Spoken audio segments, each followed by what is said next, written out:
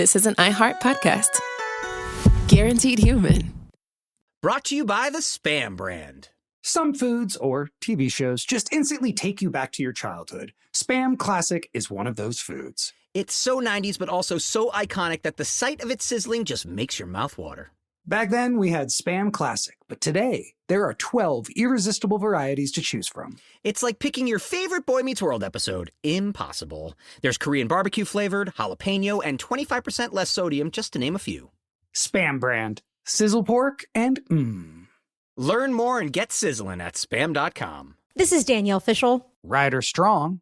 And Will Friedle from Pod Meets World. Let's talk Chewy. Yes. For starters, they've got over 100,000 products. Food, treats, toys, beds. And as a dog and a cat mom, I can go to Chewy for literally anything I need, and it ships fast. And Chewy's customer service is unreal. Day or night, they're ready to help. You know what else I love? They handle prescriptions, pet insurance, telehealth, vet visits, and they're rolling out vet clinics across the country. For life with pets, the answer is Chewy. Save $20 on your first order with free shipping at chewpanions.chewy.com/world. Joy is essential, and it's also elusive. But now, there's a new and exciting way to start your journey toward a more joyful existence.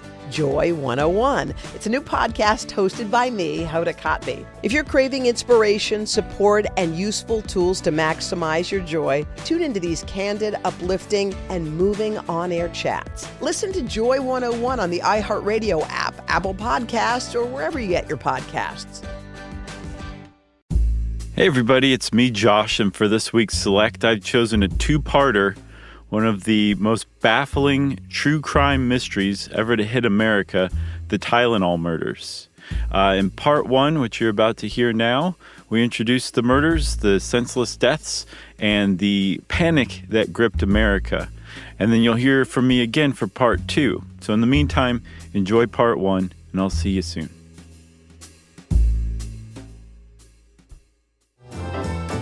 Welcome to Stuff You Should Know, a production of iHeartRadio.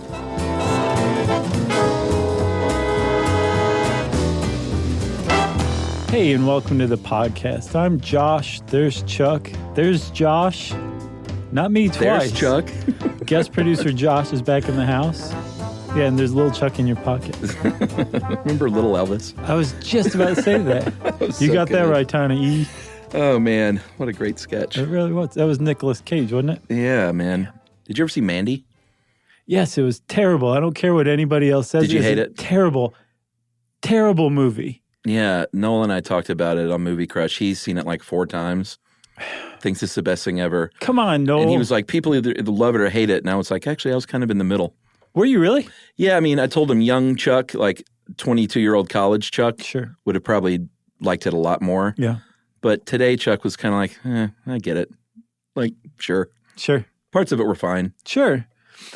To me, spending an hour doing character development, but not successfully making you care about the characters, Yeah, good just point. really irked me. Wow, you had structural issues. Yeah. That was really the big thing. I also thought Linus Roach was very, very odd for casting, but Who's that? Which one was the he? main bad guy, the cult leader. That was weird. Very weird. I don't even know him, but He's from Law and Order. again, And like some other stuff. You got to get into Law and Order, Chuck. See how much you're missing out on? that's becoming a bit. So, did we start recording yet? I think so. Oh, I already welcomed everybody to the podcast. That's right. So, Chuck, this is some true crime stuff we're getting into here. That's right. But I feel like we need to set the tone, right? Because this didn't happen just yesterday. This happened way back in 1982 in Chicago, Illinois. Mm-hmm. And I remember this, Yeah, even me though I too. was like 6 at the time. It was one of my favorite years. Because of this? No. Oh. No. The opposite of that, right? Mainly because of movies. What was so great about 1982? Look it up, man. Well, I was kind of hoping you E.T., had. Blade Runner. Oh, Like, really? Yeah. Okay, yeah, that was some a of the good best year. movies. Do you know I didn't see Blade Runner until I was 40? That's not true. Yes, it is. Oh, really? Yes. The original. The original Blade Runner. Huh. Did you like it? Yeah, it was good. I like the second one, too. You're like, but they spent way too much time on character development. Yeah, and I just did a little poking around about 1982, and it was a good year for an 11-year-old, but it was an uneasy time in America. Why? Well, for a bunch of awful things happened that year, and I don't know if it was any more or less than other years, but Air Flight 90 crashed into the Potomac River. Remember that? No. In Washington, D.C., the plane crashed in the river. Didn't it hit a bridge? Maybe, but there was like a daring icy river rescue. Oh, really? Yeah. 78 people died, though. That same day, a metro train in D.C. derailed, killed 3 people. Jeez. February was when Wayne Williams was convicted. Gotcha. And that was just the end of a lot of unease, for years. Yeah. Klaus Van Bulow was found guilty of attempted murder of his wife in March. I didn't make it to the end of Reversal of Fortune, so I honestly didn't know what happened to Klaus. Guilty. Okay. In June was the murder of Vincent Chen, who was a Chinese-American who was beaten to death by 2 men in Michigan thinking he was a Japanese, and they were like stealing their auto work. Oh, my God. I know, right? And then July 9th, Pan Am Flight 759 goes down in Louisiana, kills all 146 people on board, plus 8 more on the ground. And then in early September, Please stop this. was when, I know, man, remember planes used to just crash a lot. Yeah, that never happens now. Not as much, but yeah, weird that we're recording this in the midst of more plane crashes. Yeah. And then early September was when that paper boy in Iowa was kidnapped and never seen again, Johnny Ghosh.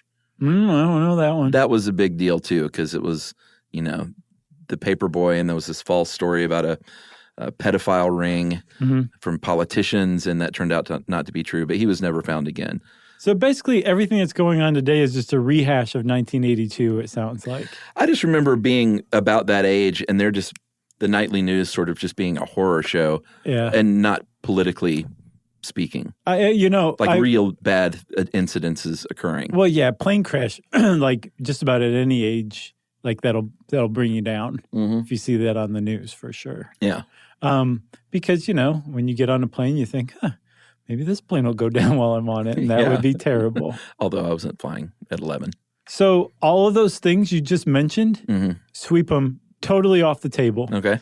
Because come the end of September of that year, nothing else mattered but what we're about to talk about now. That's right. Nothing came close to taking over the national psyche, like the deaths of 7 people beginning on September 29th, 1982 in Chicago, Illinois. Yeah, and one of the articles I read about this, are we trying to keep it a secret? It's a show title, right? Yeah. I think they're going to have to figure it out. So, yeah, go ahead. The Tylenol murders? Yeah. Okay. You're like, oh, no. But that comes up in part 2. This is a 2-parter. Yeah. As well. So buckle in, everybody. So I was doing some research, though, and I saw one article that said something about, the first domestic terror incident in the United States that nobody's ever heard of. I was like, what? Who hasn't heard of this? A millennial wrote that headline. Well, I have to say, Josh on the way in here. Yeah. I told him Tylenol murders, and he went, huh? He goes, what's Tylenol? You old codger. We should probably say what Tylenol is, huh? Oh, okay. Yeah, I guess just in case you are a millennial and you've never heard of Tylenol. But Tylenol was and still is an over-the-counter pain reliever. It's like you have aches and pains. And apparently what's crazy, people would take Tylenol whatever was wrong with them. Right. Because now you can go get aspirin and you could get aspirin Advil and Aleve. There was no Aleve back then. That was a 90s drug. There's way more over-the-counter pain relievers now than there were back then. Back then, Tylenol was basically it. Yeah. It's acetaminophen, which is different than aspirin. And I think a lot of people just think those are interchangeable. Right. Well, the reason I believe Tylenol became so big is because aspirin upsets a lot of people's stomachs. Right. Tylenol does not, or it's not supposed to. And that's why it came out of nowhere and just took over the aspirin market. I think by 1982, Tylenol had 37% of the market. That's pretty good. Cornered. Yeah. Yeah. Almost half. Especially since some of the other like aspirins have been around since, 19th century. Right. So it makes sense then that when a little girl named Mary Ann Kellerman complained that she had a sore throat and wasn't feeling too good at like 7 a.m. on Wednesday, September 29th, 1982, her parents said, just take an extra-strength Tylenol and go back to bed. Man. For a sore throat. Can you imagine the guilt Oh, no. these parents feel? Well, don't blow it. We haven't said what happens to Mary Ann Kellerman yet. I think everybody knows. She got up, said, I'm sick. Mm-hmm. He said, take this. The father said he heard her go into the bathroom and close the door, then heard something drop and went to the door saying, are you okay? You're okay. No answer. Opened the door, and there she is on the floor, taken to the hospital, but died very quickly. Yeah, probably was dead when she went to the hospital. It was pronounced there. And they suspected, this is just a little 12-year-old girl, a middle school girl, went to Jane Addams Middle School. They think she died of a stroke. That's what they thought happened to her. They were just so baffled that they're like, it had to have been a stroke. That's the only thing that can come on like this. Yeah, so that's 7 a.m. The day is just beginning, and one atrocity has already happened. Yeah, this is a very bad day in the history of Chicago, September 29th, 1982. Yeah, absolutely. And it started early. Adam Janis, who will detail his story, but put a pin in this one too, because he figures in even more prominently in a minute. But a little bit later that same morning, this gentleman, Adam Janis, he's 27 years old and lived in Arlington Heights, another Chicago suburb, and he died. And they think that this is a heart attack. He complained of chest pains after he had driven his daughter's neighbor home from school, said, I'm going to take the day off, comes home, eats a little lunch, takes 2 extra-strength Tylenol that he bought from a local drugstore, collapses in front of his wife, and by, a few minutes later when the paramedics arrive, he was dead. Right. And again, like you said, they said heart attack because he'd been complaining of chest pains, which had nothing to do with it. Right. But just like Mary Ann Kellerman took an extra-strength Tylenol for a sore throat, he took some extra-strength Tylenol for some chest pains. This is just what people did back then. Yeah, and that's what complicated it a little bit at first, was that, if you take the Tylenol, it means you felt bad already. So obviously, they're going to be saying like, wait a minute, chest pains or sore throat. Like, how does that figure in? Yeah. And it didn't. Plus also, what made this even more baffling is that Mary Ann Kellerman was 12 and healthy. Adam Janis was 27 and healthy. Yeah. And all of a sudden they just dropped dead. People don't just drop dead. No matter what you see on TV or in the movies or whatever, dropping dead inexplicably is a really bizarre thing when you're a healthy person. That just doesn't happen. Next, we have Mary Reiner. Same day. Same day. This is still all on the same day. She's 27 years old. She's feeling a little dizzy. She had just come home from the hospital after having given birth to her 4th kid a couple of days before. Yeah. Super, super sad. All of these are, obviously. But being just a brand new mom for the 4th time is just so tragic. And then by 3:45, she was so ill, she was rushed back to the hospital and again, died very, very quickly. Yeah, and like Adam Janis collapsed in front of his wife, she collapsed in front of her young 8-year-old daughter. One of her children saw her. And yeah, when she was taken to the hospital, they pronounced her dead as well. This is mid-afternoon. Mary McFarland was up next.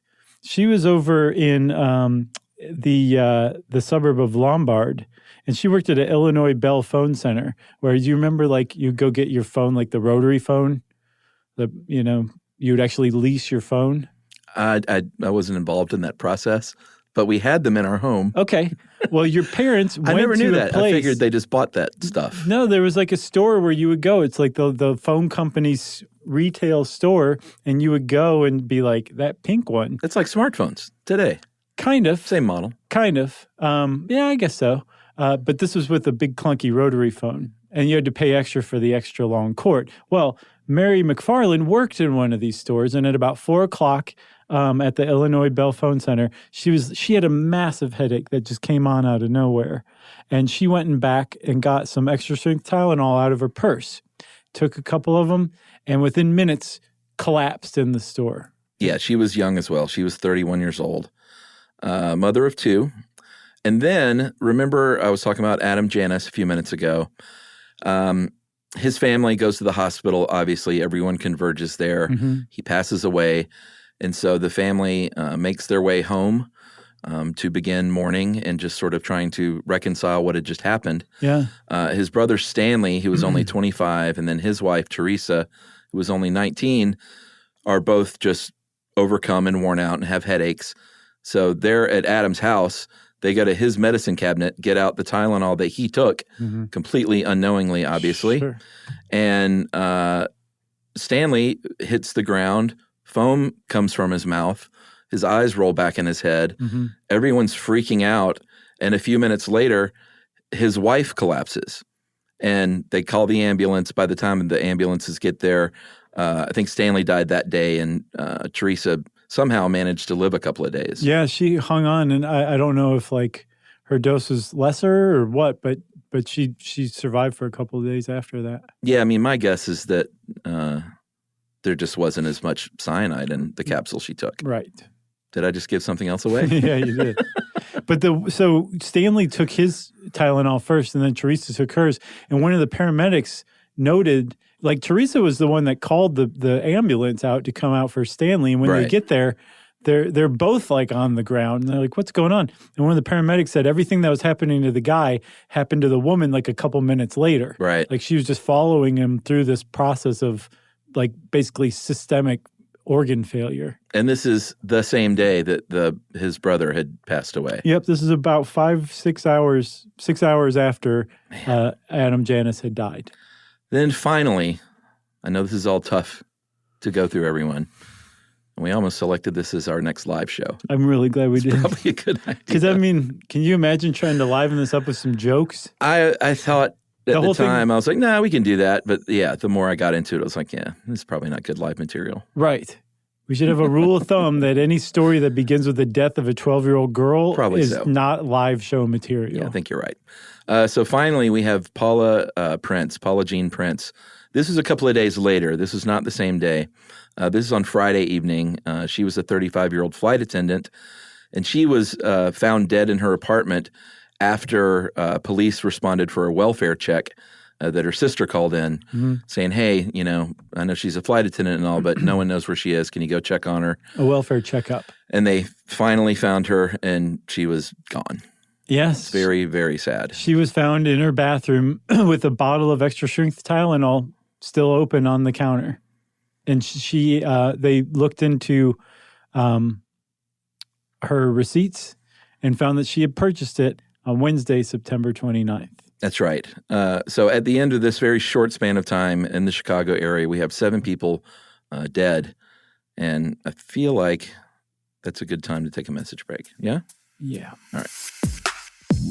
Stuff you know. Stuff you should know. Stuff. This is Danielle Fishel. Ryder Strong. And Will Friedle from Pod Meets World. You know what I didn't expect? Becoming best friends with Chewy's customer service. Oh, been there. I've chatted with them as late as midnight. They actually get pet people. And if Pickles or Lucky hate something, I just send it back. 100% satisfaction guarantee gives you a whole year to make a return. No questions asked.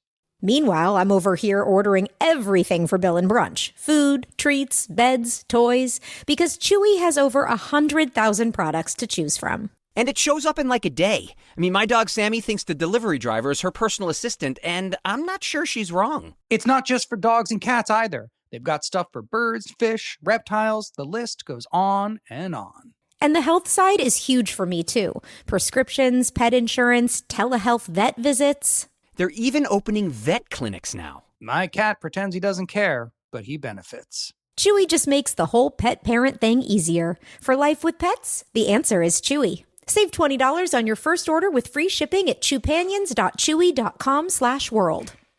Joy is essential, and it's also elusive. You can't order it, you can't borrow it, or simply hope it into life. But now, there's a new and exciting way to start your journey toward a more joyful existence. Joy 101. It's a new podcast hosted by me, Hoda Kotb. Together, guys, we'll have meaningful conversations with the world's most fascinating people. Entertainment legends, sports icons, wellness experts, and everyday people will share how they find, allow, and experience joy. And I'll offer some of my own tips and takes on seeking a more balanced and harmonious life. If you're craving inspiration, support, and useful tools to maximize your joy, tune into these candid, uplifting, and moving on-air chats. Joy after a breakup, joy as an empty nester, joy after a loss, joy as a caretaker. This new podcast will speak to you. Listen to Joy 101 on the iHeartRadio app, Apple Podcasts, or wherever you get your podcasts. Here at the Happiness Lab, we're serving up some hot takes for the summer. Big ideas that just might reshape how you think about your well-being. Like, we've been thinking about the loneliness epidemic all wrong. You can be lonely in a marriage. You can be lonely at a party. I don't think loneliness is actually about solitude. Loneliness is about something much bigger. Or that we should get rid of small talk altogether. We talk about current events. We talk about what you do for a living, but not, do you love what you do for a living? Is this your dream job? Or that the mental health crisis isn't what we think it is, and that kids today are doing better than we assume. It was really disorienting for us as researchers to be so wrong about our hypothesis. We are so scared that we are going to underreact to a severe challenge that we tend to overreact. For more surprising ideas backed by psychological science, check out our new series, Happiness Hot Takes. Listen to the Happiness Lab with me, Dr. Laurie Santos, on the iHeartRadio app, Apple Podcasts, or wherever you get your podcasts. Every story has a point where it's balanced on a knife's edge. That's where we begin. For some, it's a confrontation no parent ever expects. They finally admit, we're here to take your children. The department has taken custody and we're here to take your kids. It was just shock and horror and desperation. For others, it's surviving the unthinkable. As they're having this gun battle, thousands of feet up in the air, many of the bullets start to puncture the aircraft. I thought we were going to die then. The Knife is a podcast about real people whose lives were upended in an instant. We talk to the people who lived it, unpacking what happened, how they got through it, and what came next. And on our off-record episodes, we go even deeper into the reporting and answer the questions you can't stop thinking about. New episodes drop every Thursday on the Exactly Right Network and the iHeart Podcast Network. Listen to The Knife on the iHeartRadio app, Apple Podcasts, or wherever you get your podcasts.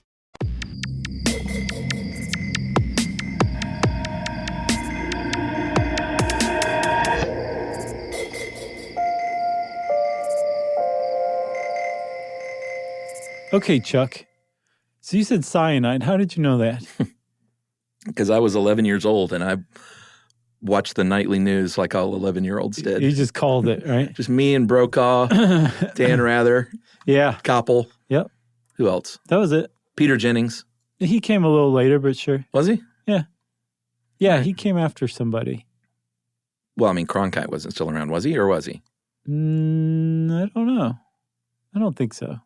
I was kind of into the news as a kid a little bit. Well, yeah. I mean, that was where you got your news back then. Yeah, you would watch the evening news. It's very strange to think about now. Right. With the up to the minute news cycle. So, oh yeah, I know how much more innocent things were back then. I know.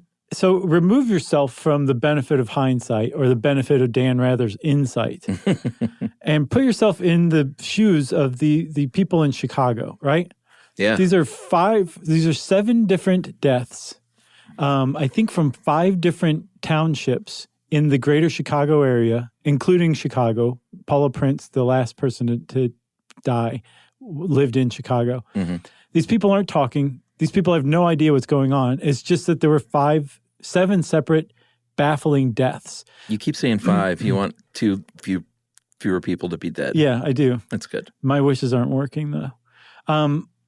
It just so happens that the paramedics that showed up to attend to Mary Ann Kellerman, the first girl to die, they were just logging everything because it was such a baffling thing. And they logged her Tylenol. Yeah, logged as in collected. Right. Yeah. Took it as evidence to maybe look into, who knows. Sure. But they took the Extra-Strength Tylenol that she had taken, not thinking anything of it, but just basically throwing anything at the wall to see what stuck. Yeah, I'm sure the dad was like, she went in, took some Tylenol and dropped dead. Right. So it probably made sense, even though it's just Tylenol, to say like, well, hey, let's at least take this in. Yes. And that Tylenol, because that bottle of Tylenol made its way into the hands of a medical examiner whose name was Michael Schaefer. And Michael Schaefer tested the Tylenol and was rather surprised to find that some of the capsules had not Tylenol in it, but 65 milligrams of potassium cyanide. Yeah. And it takes about 50 milligrams to kill a healthy adult. Yeah, I mean, some of them, I don't think they were all exactly the same, but some of them had been completely emptied of any acetaminophen and completely filled with cyanide. With cyanide, right? Yeah, I mean, it was someone intent on for sure killing people. Yes, because cyanide is no joke. No. It's a really, really small molecule, and it normally attaches to metals outside of the body, which is why you have minerals, I guess, which is why you have potassium cyanide. Right. When it goes into the body, when you ingest it, however you ingest it, whether it's from a Tylenol capsule or breathing cyanide gas like they used to use to execute people with. Yeah, like they stopped using it for executions because it was such a brutal death. Yeah, it's a very cruel, painful way to die. In the body, it detaches from its mineral or metal, and it attaches to a protein in the body called cytochrome C oxidase, which doesn't sound like it'd be a big problem, but it turns out that that's about the worst protein that cyanide could attach itself to, because we really need cytochrome C oxidase to breathe. Yeah. Basically, this sounds like such a cruel thing because it's just rapid cell death, and it's not like your throat closes up and you can't breathe. Right. Like you're inhaling oxygen and you are technically taking breaths, but the oxygen is not getting in the cells. No, it's not, because that that cytochrome C oxidase is what helps transport the oxygen and allows the oxygen to be used for energy. Yeah. So if the potassium is clinging to it, the oxygen can't. It just stays in the bloodstream and it doesn't get used by the cells. And since your central nervous system is the most oxygen-hungry system in your entire body, Does a lot of work. it starts to shut down first. And when your brain and your spinal cord start shutting down, all sorts of things happen. Your lungs start shutting down. Your heart, God bless it, keeps beating for minutes after the rest of your body shut down. It can. So you're not technically dead. They're not sure exactly how long the pain and excruciation of dying from cyanide lasts, but they think you're probably conscious and aware and freaked out for about a minute at least, and your heart may continue beating for 3 or 4 minutes after that. So it's not a pleasant death at all. No, I mean, you're gasping for air, you're breathing in air, nothing's happening. Like I said, Stanley Janus, he was foaming at the mouth and his eyes rolled back in his head in front of his family. It's just like, it's awful, like writhing on the floor, gasping for air you're breathing, but it's not doing anything. It's just, I can't imagine anything more horrifying. Right, because your central nervous system is kind of fallen out of its out of control or rhythm. Convulsions are usually a hallmark of cyanide poisoning. And then you turn bright red at the end of it. Yeah, your skin. A cherry red, they said, because when your body has gotten rid of oxygen to your cells and the oxygen becomes depleted, your skin kind of turns like a rusty brownish red. But because it can't unload that oxygen when you're dead, it stays a bright red and your skin turns bright red. And then the other real telltale sign is your breath will smell a bit like almonds. Yeah, I mean, not a bit. I mean, these bottles supposedly were really pungent with bitter almond. And unless you know what that means, then you're probably not clued in, Like I wouldn't have known. Sure. If I opened a bottle of Tylenol and it smelled like bitter almond, I'd probably be like, huh. Right. It's a nice smell, actually. Yeah, I like this Tylenol. Yeah. I guess they have a new almond flavor. Awful. So Michael Schaefer, the medical examiner, has just realized that this little girl has been poisoned, but he knows nothing about these other deaths. Yeah. There's nothing like that. It's not entirely clear how everything became connected or who connected it. But what I find just particularly astonishing is that within just a few hours, by the evening of September 29th, people were saying there's something up with the Tylenol in these mysterious deaths that have been going on all around Chicago. Yeah, we'll get into the dragnet they cast, but within a few days they had kind of solved everything but who did it and how it may have happened. Who done it? Right. So yeah, very quickly they figured out the Tylenol, and there are a couple of different stories on, like you said, on who was the first person to point this out. One story is that a reporter for the City News Bureau in Chicago was doing the reporter thing and doing some deep diving and investigating, and called up a deputy coroner and said, hey, I think this is what's happening. They told the police. Another story is that two people who didn't know each other kind of came together independently to let people know. One was a fire captain named Philip Capitelli. I knew it. I knew you were going to do that. There was like a 90% chance. You know why? Because we got a lot of support from people that wrote in saying, I'm Italian and I love it. Keep doing it. Right. And only one guy who hated it. But ironically, it was Fire Captain Philip Capitelli who right. had written in and said no. So he here was his deal. His mother-in-law was friends with Mary Kellerman, the victim's mother. Yeah, the first of the little girl. And she said, hey, would you mind looking into this? Because I'm friends with this little girl's mom. And it's weird that she dropped dead at Sure. age 12. And he's a fire captain, and they're all connected to, the police and to the Sure. medical community. Everybody knows you want something done, ask a fire captain. I would. Sure. Because they'll bust into the room with an axe and get everybody's attention. So he's investigating, and then there's there's a nurse named Helen Jensen, and do you know why she was so into this case? Was she just a do-gooder? No. She was the public health nurse for Cook County, I believe. Oh, okay. So she had an official designation to investigate. Yes, but unfortunately, no one would listen to her because this is 1982 and she was a nurse. Right. Even though she was like a public health director, she was still a nurse and people wouldn't listen to her. And she recalled in an oral history I read about this that she was stomping her feet out of frustration, saying like there's something wrong with the Tylenol. Like the Tylenol is behind all this, and people wouldn't listen to her. So amazing. Supposedly she and Philip Capitelli got together and joined forces. Right.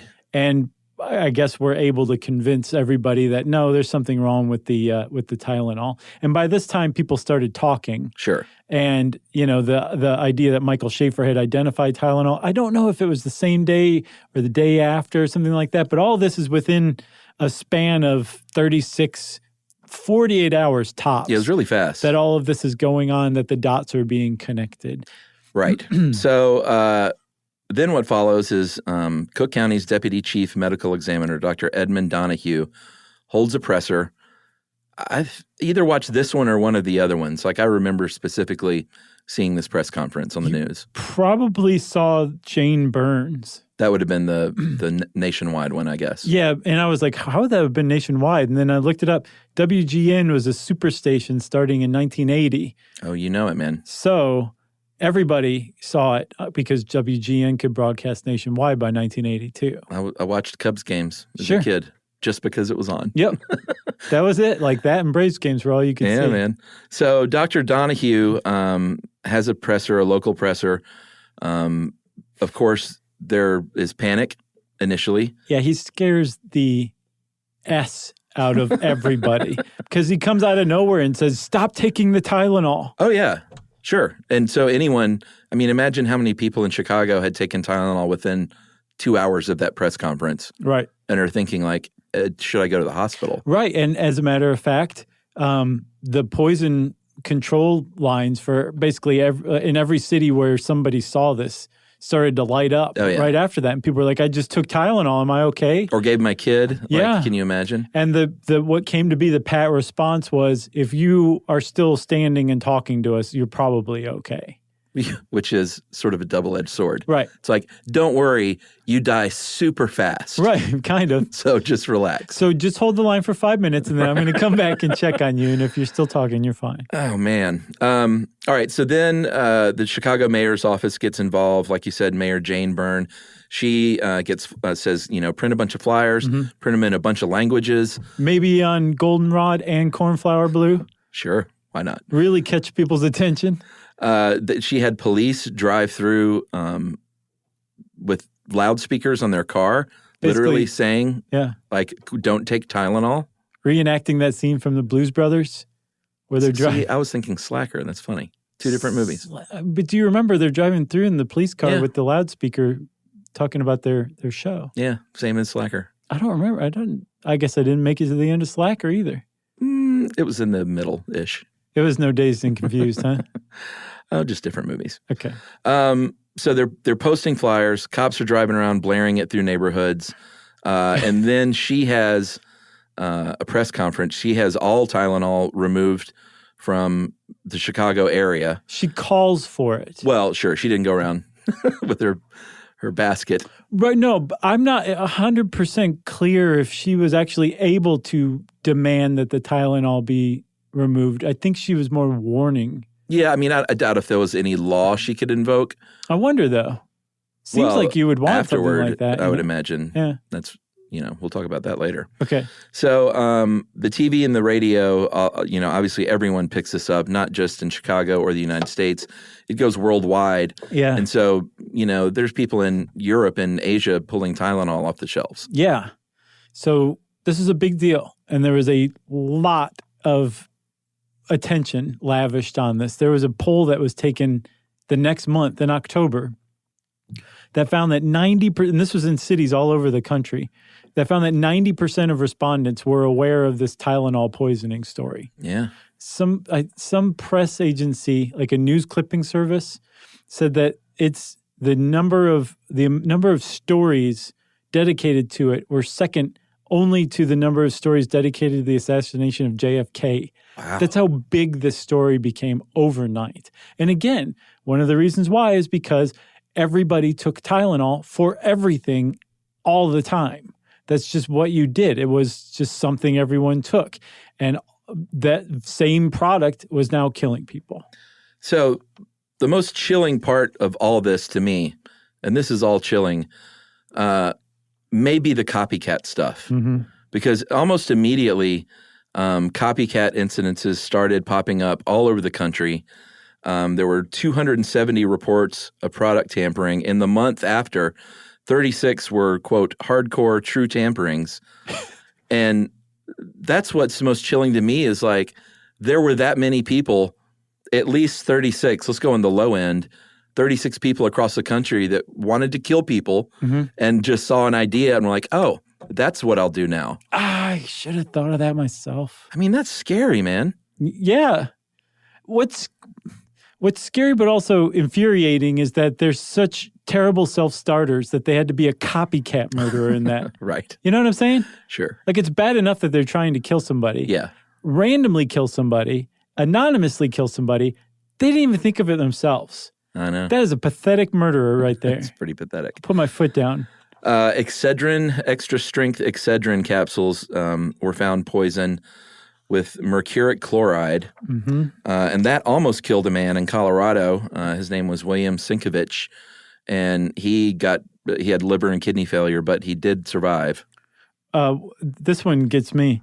So more than one person thought, oh, well, people spray and like drop things in their eyes and nose. I'll put acid in there. So tampered Sinex and tampered Visine both turned up after they had burned people with acid. Chemical burn up your nose. Unbelievable. Yeah, that's a bad one. So food was also on the list of things being tampered with.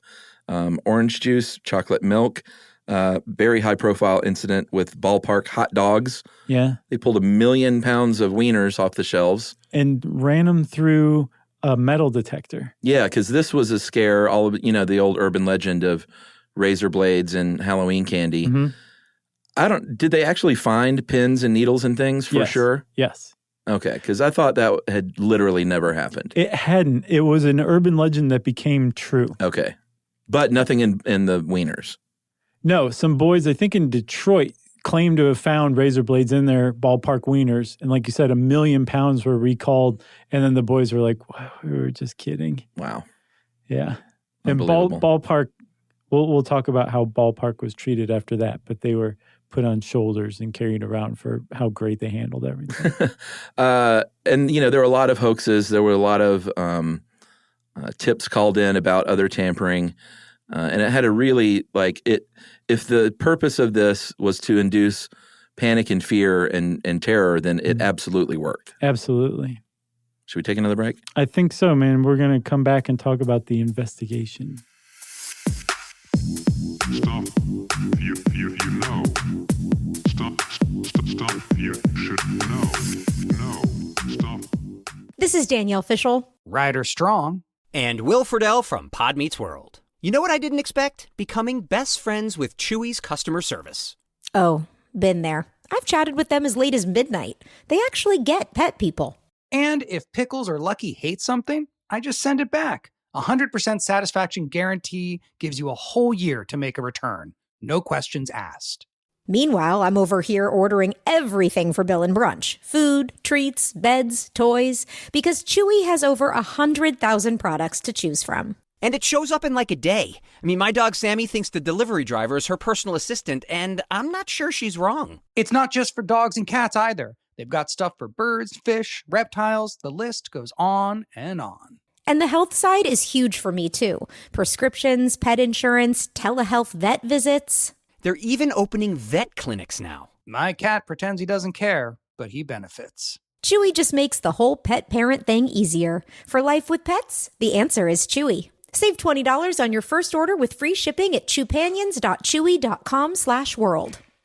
Joy is essential, and it's also elusive. You can't order it, you can't borrow it, or simply hope it into life. But now, there's a new and exciting way to start your journey toward a more joyful existence. Joy 101. It's a new podcast hosted by me, Hoda Kotb. Together, guys, we'll have meaningful conversations with the world's most fascinating people. Entertainment legends, sports icons, wellness experts, and everyday people will share how they find, allow, and experience joy. And I'll offer some of my own tips and takes on seeking a more balanced and harmonious life. If you're craving inspiration, support, and useful tools to maximize your joy, tune into these candid, uplifting, and moving on-air chats. Joy after a breakup, joy as an empty nester, joy after a loss, joy as a caretaker. This new podcast will speak to you. Listen to Joy 101 on the iHeartRadio app, Apple Podcasts, or wherever you get your podcasts. Here at the Happiness Lab, we're serving up some hot takes for the summer. Big ideas that just might reshape how you think about your well-being. Like, we've been thinking about the loneliness epidemic all wrong. You can be lonely in a marriage. You can be lonely at a party. I don't think loneliness is actually about solitude. Loneliness is about something much bigger. Or that we should get rid of small talk altogether. We talk about current events. We talk about what you do for a living, but not, do you love what you do for a living? Is this your dream job? Or that the mental health crisis isn't what we think it is, and that kids today are doing better than we assume. It was really disorienting for us as researchers to be so wrong about our hypothesis. We are so scared that we are going to underreact to a severe challenge that we tend to overreact. For more surprising ideas backed by psychological science, check out our new series, Happiness Hot Takes. Listen to the Happiness Lab with me, Dr. Laurie Santos, on the iHeartRadio app, Apple Podcasts, or wherever you get your podcasts.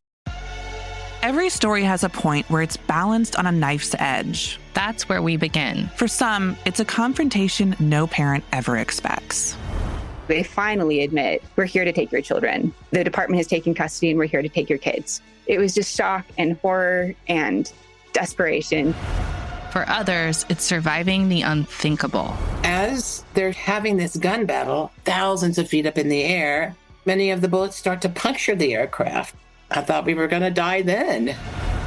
The Knife is a podcast about real people whose lives were upended in an instant. We talk to the people who lived it, unpacking what happened, how they got through it, and what came next. And on our off-record episodes, we go even deeper into the reporting and answer the questions you can't stop thinking about. New episodes drop every Thursday on the Exactly Right Network and the iHeart Podcast Network. Listen to The Knife on the iHeartRadio app, Apple Podcasts, or wherever you get your podcasts.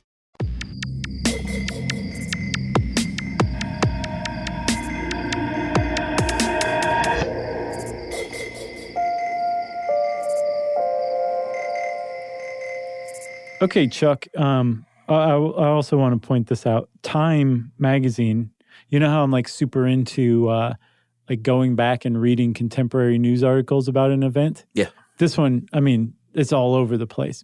But Time wrote about the copycat incidents back in 1982, and they said that the copycats were trying to, quote, emulate their demonic hero, the still unknown poisoner. Their demonic hero. That's what the journalists from Time decided to go with. That's funny. I mean, that seems like a very 2019 thing to write. That's what I'm saying. I feel like we're reverting back to 1982 right now. Are we? I guess so. After that intro of yours, I'm now convinced. All right. So everybody's freaked out. There are whole towns that canceled Halloween because remember, this happened like a month before Halloween, and everyone was very scared about candy tampering because of the urban legend. Sure. In some places, it turned out to be true, a self-fulfilling prophecy. There were all these hoaxes. There were all these actual true product tampering, copycats. People were freaked out, and the cops needed to do something. And initially, these 7 different deaths in 5 different towns in the Chicago area were being treated as 5 different investigations. Yeah. That didn't last for very long. Within 2 days, by Friday, by the time Mayor Byrne holds her press conference on WGN, what came to be called the Tylenol Task Force was formed. All 5 of those investigations got folded into not just local investigations, the FBI, the Illinois State Police. FDA, of course. Yeah, the FDA was involved. And then the whole thing was led by the Illinois District Attorney's Office, who was the nominal head of the investigation. Yeah, so they figured out pretty quickly that, like I said earlier, they cast their dragnet. They come up with about a 50-mile radius of where all this stuff was bought and sold, and go investigate drugstore after drugstore. And they did find more bad Tylenol that's still sitting on the shelves, thankfully. Yeah. I don't want to skim past that. They found more Tylenol waiting to be bought. That's right. Like just sitting there like, hey, come buy me within 2 days of these first deaths. That's right. These first murders. We keep calling them deaths. These were murders. That's right. And they name their case. There are always code names for all these cases. This one ranks pretty low, in my opinion. Timers, Tymurs, short obviously for Tylenol murders. At the very least, the S should have been a Z. Timers. Yeah. You know? Yeah. Just give it a little flavor. Agreed. So the cops are there was some confusion about how this went down because they're trying to figure out, did it happen at the factory? Did it happen after the factory? Right. What's the supply chain like? Well, that's huge. That's like the crux of the investigation. Oh, yeah, absolutely. Where did the tainting occur? Yeah. So they found out that all of the containers were from lot number MC 2880, which was pushed out in August. Again, this was the end of September. Yep. In all states east of the Mississippi, plus the Dakotas, Nebraska, and a bit of Wyoming. Just a touch of Wyoming for flavor. That's right. Like the Z. For that mesquite flavor. Right. However, they were from different production plants and they were sold in different drugstores. Which is weird. It's tough to wrap your head around that because it's the same lot. Right. But they came from different plants. Right. And it turns out Tylenol has also a really weird, convoluted distribution network. I think that's every company. Okay. I have a friend that works in supply chain management and I was like, huh? So supposedly they'll take boxes and open them up and repackage them in smaller boxes. And it happens at like different companies at different points around the country. Yeah, it's pretty complicated. It is. From a product from factory to your mouth. Right. Like what happens to kind of everything. Yeah. I would think simplicity would be safer. Much. Probably not cheaper though. You're probably right. So what they finally figured out was, here's what we think happened, is this stuff was not tainted at the factory. This stuff was not tainted in the supply chain, but this stuff was tainted from the store and then returned back to the store. Right. Because these pills were sold in different stores, which is a big one, because it not only could it have been like part of the factory, it could have been one of the local stores' distribution centers where there was somebody messing with it. Right. But since they were sold in Jewel food stores, in Walgreens, and other places too around the Chicago area, that didn't make any sense. It couldn't have just been like the Jewel distribution center. It also, because they were coming from different production plants, it really couldn't have been the production plant or the factory where it came from. Right. It had to be, like you said, happening at the stores. Yeah, and there were a lot of initial theories. Was it someone who, like a former disgruntled employee of Johnson & Johnson? Right. Was it someone, was it just a serial killer who just picked Tylenol and wanted to randomly kill people? Right, and that's weird. That's a weird idea at the time. Like now it just seems normal. Like, yeah, probably. That's sad. But this was 2 years before the San Ysidro McDonald's massacre, which is one of the next random killings of people who just happened to be in the wrong place at the wrong time. This was kind of the first of that, but it was still so new and remote and alien that didn't seem like a realistic idea at the time. Yeah, some of the other ideas, they thought maybe this was someone that was targeting a specific person or people, and then randomly poisoned other people to cover their tracks. Man. One of the weird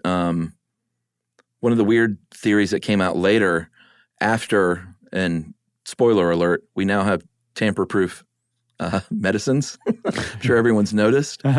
There was one theory that it was someone who had a financial stake in tamper-proof technology. Yeah, I saw something like that too. I don't think there was ever a ton of credence put into that one, but point is, there were they were flying blind basically because it was just such an unexpected, odd, random thing. Right. They were basically coming up with kind of any idea they could think of. But the one that the cops settled on, and the one that Johnson & Johnson also settled on too, because they went back and tested samples from lot MC 2880 and found that there was no tainting of the lot, that their samples were pure. So the cops and Johnson & Johnson both decided. They settled on what's called the mad poisoner theory. Right. That somebody went around this 50-mile radius in the Chicago area in about 7 hours is what the cops calculated it would have taken. Either bought a bunch of Tylenol and then took it back to their house and poisoned it, repackaged it, and then drove around and redistributed it, or went from store to store, went in, bought some Tylenol, took it out to the car, poisoned it, and then repackaged it and brought it back in. But that it was local and it was specific to Chicago. That was the mad poisoner theory. And again, why? Still, no one has any idea why. It could have been random. They could have been targeting somebody. It could have been a disgruntled Johnson & Johnson employee. But the main theory for the Tylenol killings of 1982 in Chicago is the mad poisoner theory. Yeah, and do you know how they tested the rest of that lot? How? They got Detective John Pinky McFarland, who had the best drug pinky in all of Illinois. Right. And he went around and dipped that pinky in, touched it to his tongue, and said, "It's good." He's like, I can't feel my face right now. The guy's a legend. Yeah, his pinky ring is so significant he can barely lift his finger. He only lifts it to test drugs. I told you we'd find some jokes. Sure. So by mid-October, this is sort of the final bit of part one here. There was another bottle that they found, another tainted bottle. This is so crazy. That was purchased on September 29th, so it fit the bill. And it was a woman who was feeling bad and went to go get that Tylenol. And her sister was like, "No, I've got some bufferin right here. Just go ahead and take that." Mm-hmm. And the lady presumably said, "Well, I really prefer acetaminophen, but I guess I'll take an aspirin." Her sister-in-law saved her by offering her bufferin instead. You believe that? She was steps away from dropping dead at a family gathering. Unbelievable. Yeah. And that is a good place to stop, huh? Yeah. So that's part one of the Tylenol murders, or Ty-murders with an S. And we're going to come back with part two after this. If you want to get in touch with us in the meantime, you can go on to stuffyoushouldknow.com and check out our social links, or you can send us a good old-fashioned email, 1982 version, to stuffpodcast@iheartradio.com. Stuff You Should Know is a production of iHeartRadio. For more podcasts from iHeartRadio, visit the iHeartRadio app, Apple Podcasts, or wherever you listen to your favorite shows.